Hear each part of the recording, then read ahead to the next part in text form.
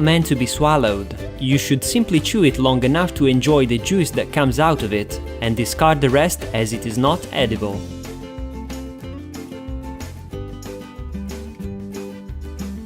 Uncharacteristically for our videos, this doesn't look overly appealing, but we can promise that the taste of pure and fresh cane juice really is something special that everybody should try at some point in their life.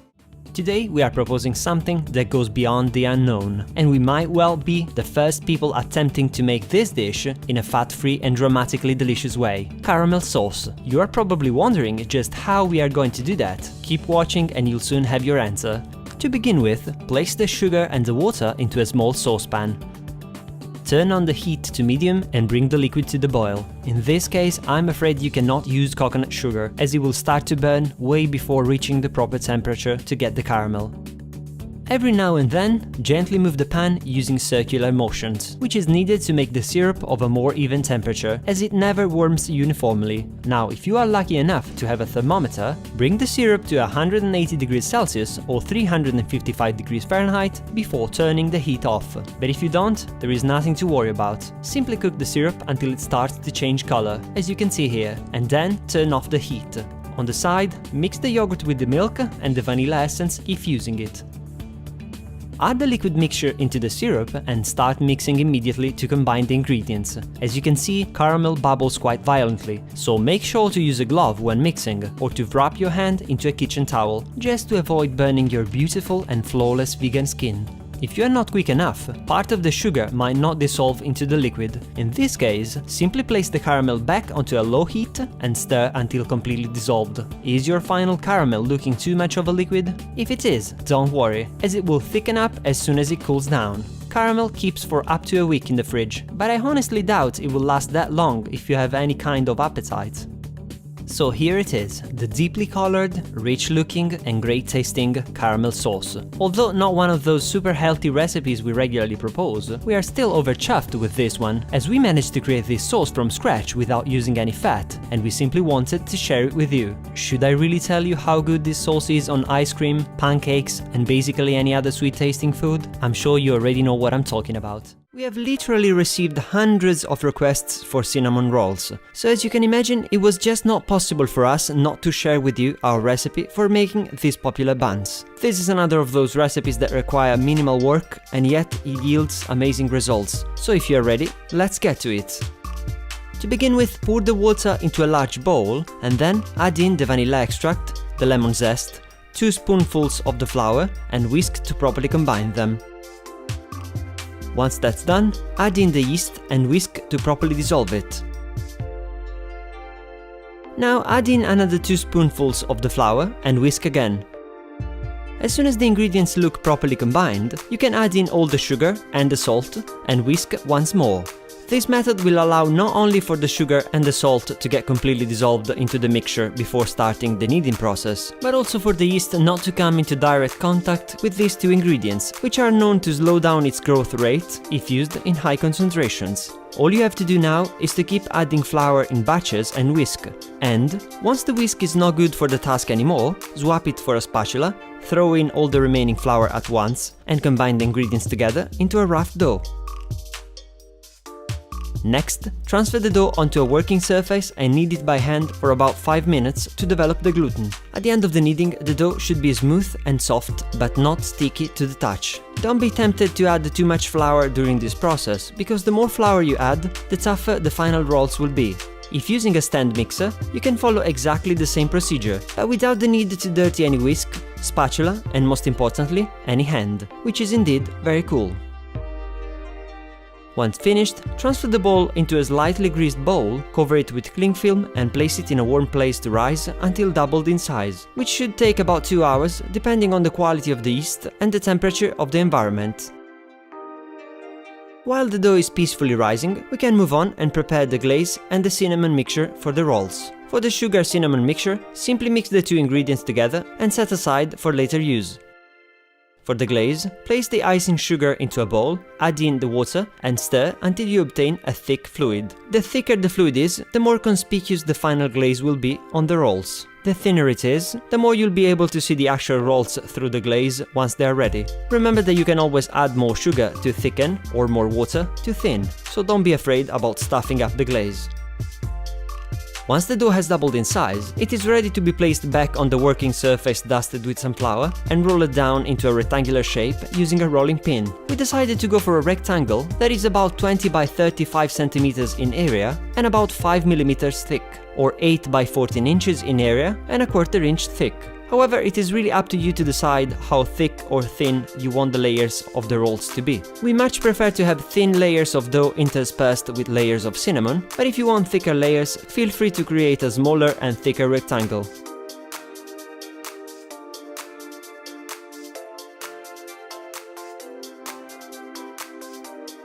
Once you have obtained the rectangular shape, brush a thin layer of melted coconut oil or vegan butter on top of it, to make sure that the cinnamon mix will stick to it. Also, make sure not to brush the top 1 cm border of the rectangle, which will be needed later on to close the roll. Once that's done, gently spread the cinnamon mixture on the oiled surface, trying to be as consistent as possible, just to avoid making your guest angry because they didn't get enough cinnamon in their roll. To press the cinnamon mix into the dough a little, you can gently pass a rolling pin onto it a couple of times. You can now roll the dough into the final log, trying once again to be as consistent as possible so that you will get nice and even final rolls. Now, you see that clean piece of dough that you didn't brush with the oil before? You can use it to seal the log. To do this, simply brush it with very little water and finish rolling the log to complete the process. The little water used will make the dough stick to itself, hence sealing the log. Now you might be thinking, how on earth am I going to cut the log into perfect round pieces? The answer is simpler than you think. You just have to use a nylon beading thread or a fishing wire, which is not very vegan, and you'll get the job done effortlessly. Once again, there is no right thickness for the rolls. Some people like them thin, about 1 cm or half an inch thick, and others like them thick, about 3 cm or 1 inch thick.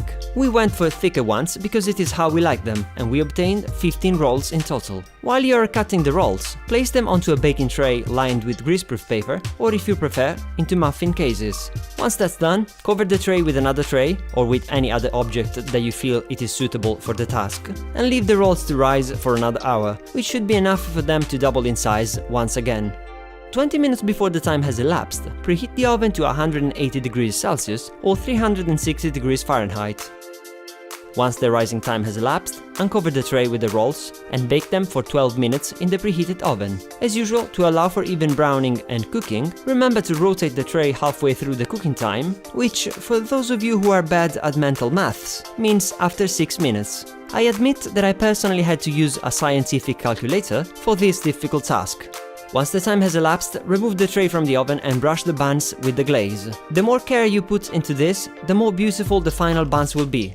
Once this process is complete, stick the tray back into the oven for another minute so that the glaze will dry out and crack on top of the buns, giving them this highly appealing final look. As you can probably imagine, the recipe is complete, and all that remains to be done is the most important thing of all: eating the rolls.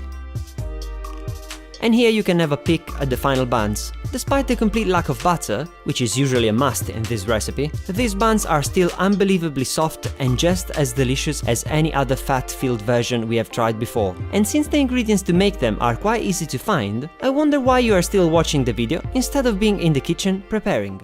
Since we really enjoy the festivities, we perfectly know how beautiful it is to top a delicious meal with a proper dessert. And what dessert could possibly be better and more festive than a moist and decadent cranberry cake served with a 2-ingredient chocolate sauce? Well, before you grow tired of me, let's find out how easy it is to prepare this marvelous cake. To begin with, preheat the oven to 160 degrees Celsius or 320 degrees Fahrenheit.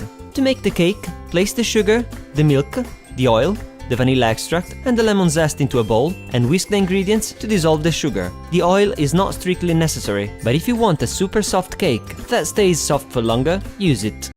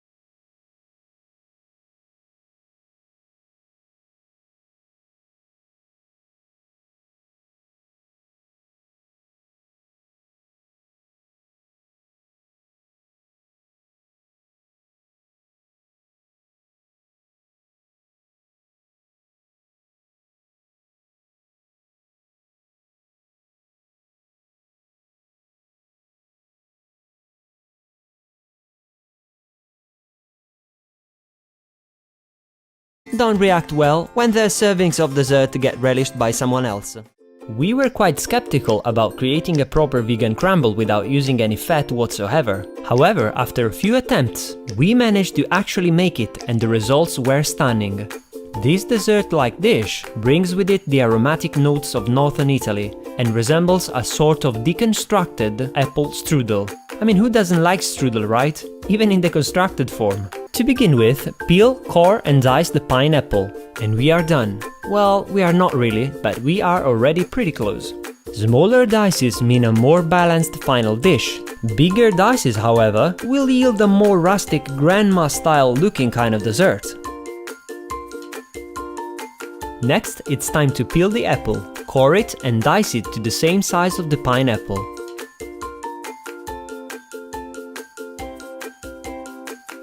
Now take a bowl large enough to accommodate all the ingredients, throw the fruit in, followed by the cinnamon. Stir well to combine and move on to the next part of the recipe, but before doing that, make sure to preheat the oven to 180 degrees Celsius, which is about 355 degrees Fahrenheit. Place the oats, the sugar and the water into a second bowl and mix well to create a sticky mixture, which will become the topping of the crumble. Could this be any easier? Now simply transfer the chopped fruit into an oven dish and level it down. Place the crumble mixture on top of the fruit and bake for 20 minutes in the preheated oven. And here is what will come out of the oven when the time has elapsed. Well, it won't come out so beautifully presented, but the taste will be the same, which means absolutely exquisite. Today we are proposing something extraordinary, our own vegan version of the nutty and perfectly balanced Nutella. We didn't just manage to remove every single drop of oil from this delicious spread, but we also made it just as good, if not better, than the real thing. The first thing to do is to prepare the powdered sugar. To do so, we are using cane sugar and we are turning it into a very fine powder using a coffee grinder. This is as if you want to obtain a super smooth final Nutella, you must use super fine sugar, which makes a lot of sense really. You can also use regular icing sugar for this recipe if you do not own a coffee grinder. I know, it's not the healthiest choice, but hey, we need to give you options, right?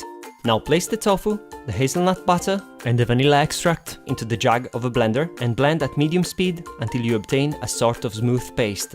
Make sure to drain the tofu properly, as you want it to be as dry as possible. To learn how to make hazelnut butter, you can watch our video linked in the description below and in the cards.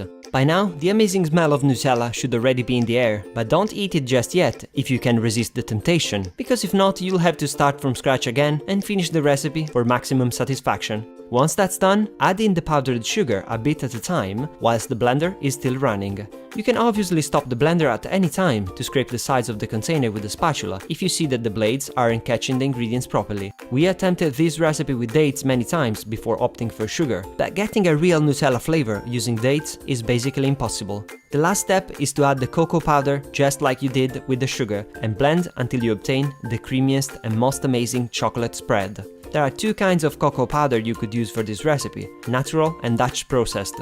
The former has a light brown color and a more acidic taste. The latter has been processed to remove part of the acidity and usually has a much darker color. For this recipe, I recommend using natural cocoa powder, as I find its flavor is more, well, natural, and it also happens to create the most beautiful Nutella flavor ever. Once the blending process is complete, you are free to pour the spread into a container and store it in the fridge until needed.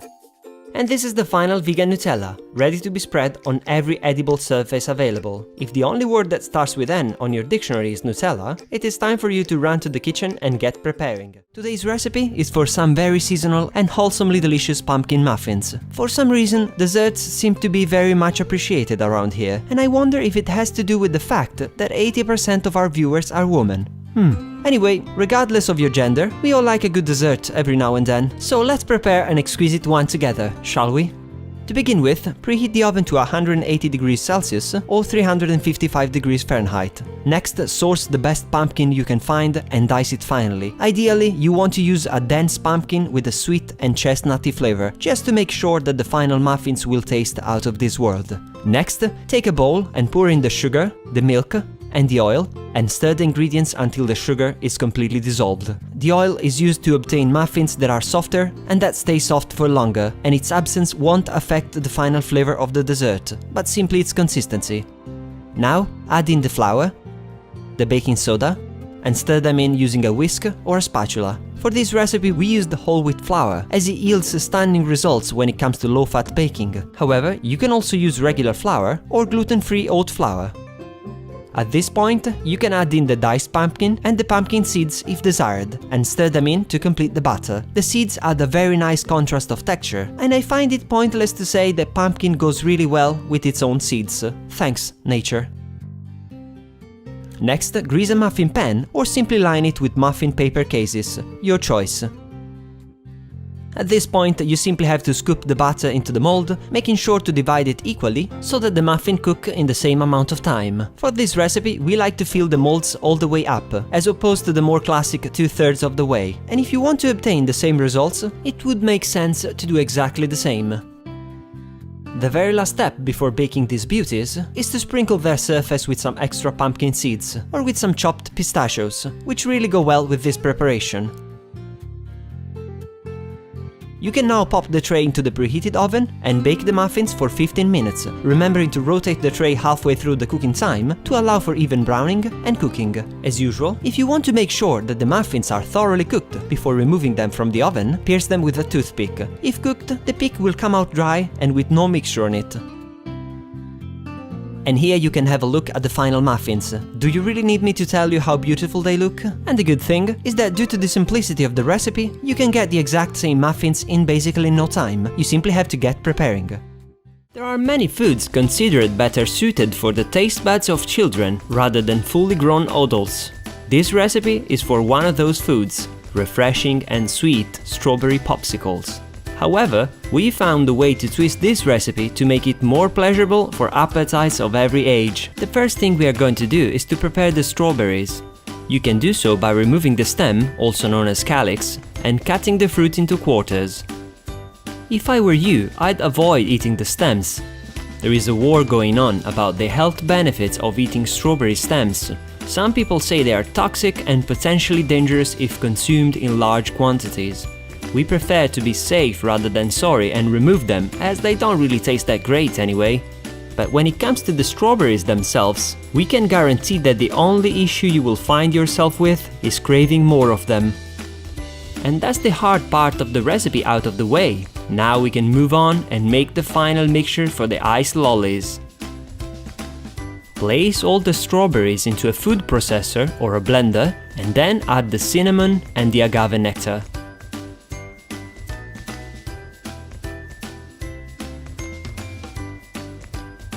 Blitz the ingredients until they become a properly combined sauce.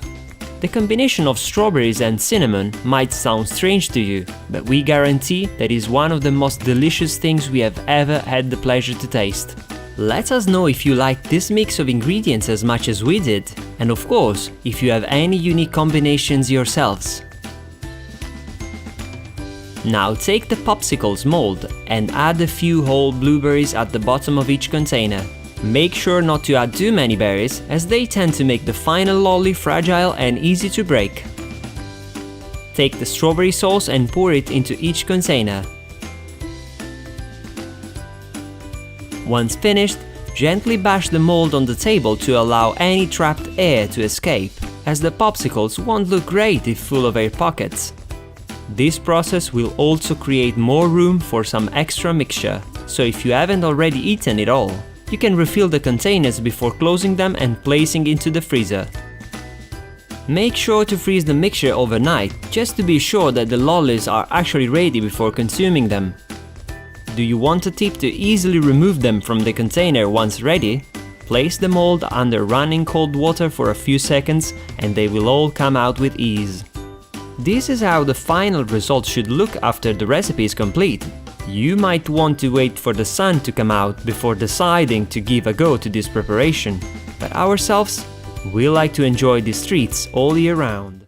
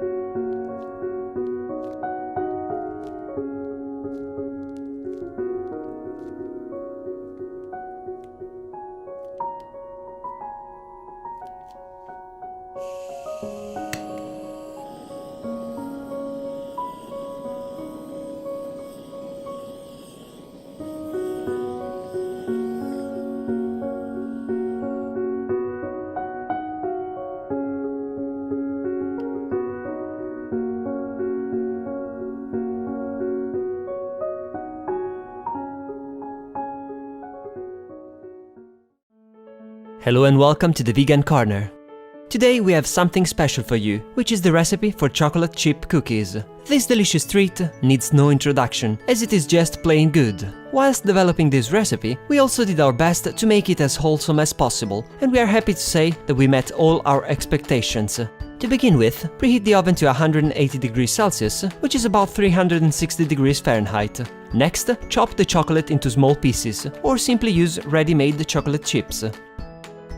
Now, place the sugar and the milk into a bowl and stir the ingredients well until the sugar is completely dissolved.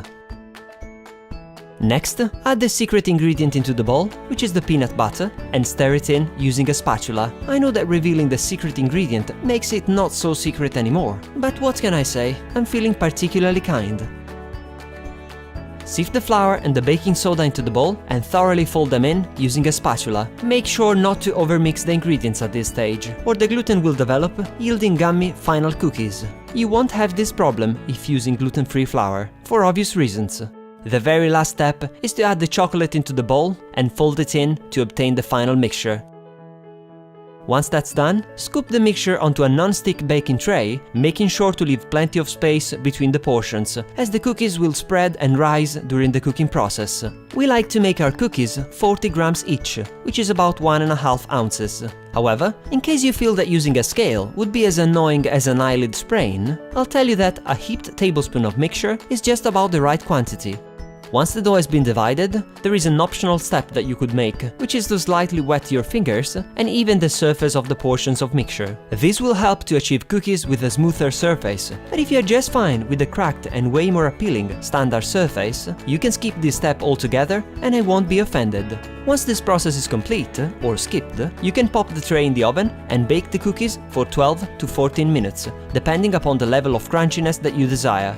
For the gluten-free and whole wheat versions of this recipe, cook the cookies for 18 to 20 minutes or until golden brown and delicious looking. Also make sure to rotate the tray halfway through the cooking time to allow for even browning. Once the cooking time has elapsed, you will find yourself in front of something that looks like this. Beautifully cooked, perfectly browned and ready to be devoured cookies that I trust you will enjoy very, very much. If you want to obtain flat cookies, as opposed to more rounded ones, gently press their surface whilst they are still hot, using any flat object you have to hand.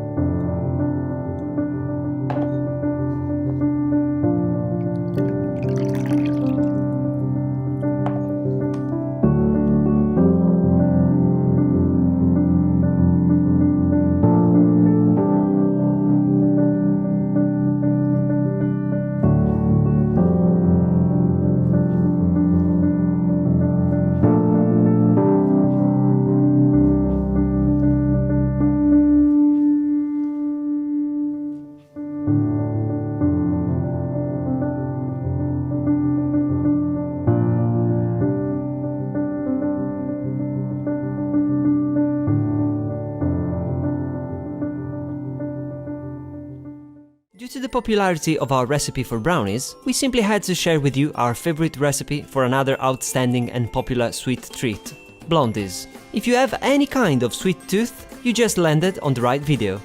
To begin with, preheat the oven to 180 degrees Celsius or 360 degrees Fahrenheit. Place the nuts onto a baking tray, toast them for about 8 minutes, and then blitz them into a coarse powder using a food processor. You can save some time by buying pre-toasted nuts if you so desire. Now, place the sugar, the milk and the zest into a bowl and whisk the ingredients to properly dissolve the sugar. Moving on, sift the flour and the baking powder into the bowl and then add in the almonds and whisk the ingredients together to complete the batter for the blondies.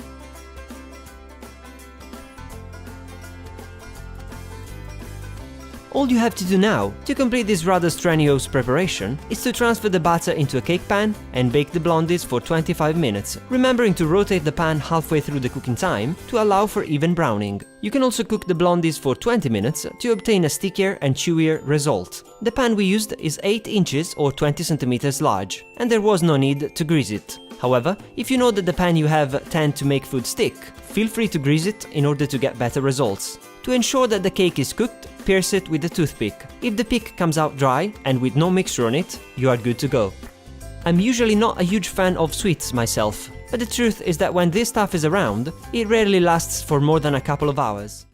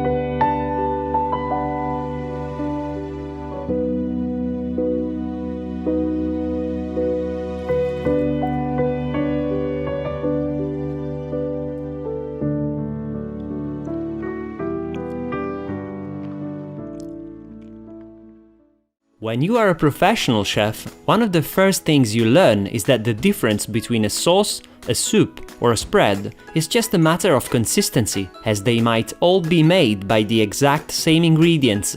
Today's recipe is about one of those foods, and we decided to call it blueberry cream. However, you will soon realize that you will be able to obtain 3 completely different recipes out of the same ingredients. Are you ready for a recipe that is not just simple, but literally only takes seconds to make? First thing to add to the blender are chopped frozen bananas, followed by the frozen blueberries and the agave nectar. The last, and yes, I did just say last, ingredient is the water, and we are ready to go. Blend the ingredients at medium speed until they become a nice cold creamy mixture. Now, going back to what I was saying before about consistency, you could decide to turn this recipe into an ice cream by simply removing the water or by lowering its amount. Instead, let's say you fancy a smoothie. You might use unfrozen ingredients and add a little more water to the equation to end up with a thinner liquid. As you can see, the possibilities are endless, and the only limit is our imagination. So what do you think would be best for these ingredients? We like the cream very much, but we are also ever so slightly addicted to smoothies, just like the majority of vegans are.